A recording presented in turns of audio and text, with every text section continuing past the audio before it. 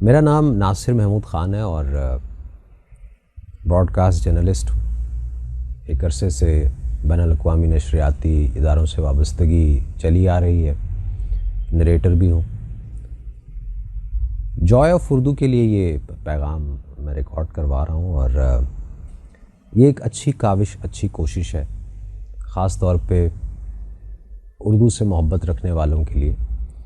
اور زبان کوئی بھی ہو، وہ جب تک بولی نہ جائے، جب تک اس کا استعمال نہ کیا جائے اور اس کا استعمال جاری نہ رکھا جائے، وہ اپنی توانائی کھو دیتی ہے اور پھر ختم ہو جاتی ہے۔ تاریخ یہی بتاتی ہے۔ لیکن یہ بہت اچھی بات ہے کہ اردو ایک ایسی زبان ہے کہ جس میں سبھی کچھ سمو لینے کا کہہ لیجئے کہ اس کے اندر یہ خاصہ ہے، اور بہت بولی بھی جاتی ہے، سمجھی بھی جاتی ہے۔ جوائے آف اردو نے جو یہ کوشش کی، اور خاص طور پہ جو نئے لکھنے والے جو ہیں ان کی جس طرح سے پذیرائی اور حوصلہ افزائی اس فورم پہ ہو رہی ہے، وہ بہت اچھا ہے۔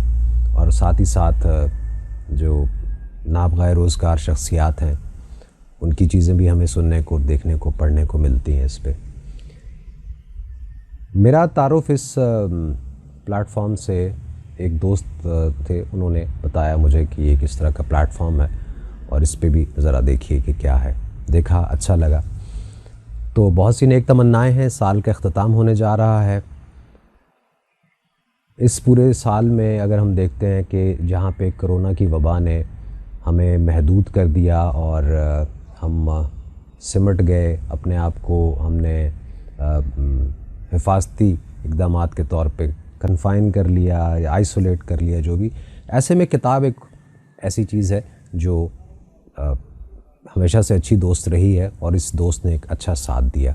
جوائے آف اردو پہ کتابیں پڑھی ہے کا جو سلسلہ رہا وہ بھی بہت خوب رہا، جس سے نئی نئی کتابوں کا تعارف بھی ہوتا رہا، اور ساتھ ہی ساتھ کچھ کلاسکس جو ہیں اس سے بھی استفادہ کرنے کا موقع ملا۔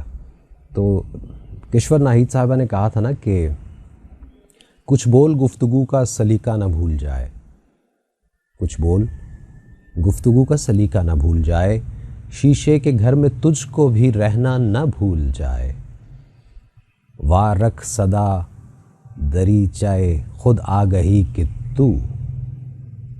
کیا اچھی بات کہہ دی، اور یہی پیغام ہے کہ وا رکھ صدا دریچائے خود آگہی کہ تو، اچھے تو کیا بروں کو پرکھنا نہ بھول جائے۔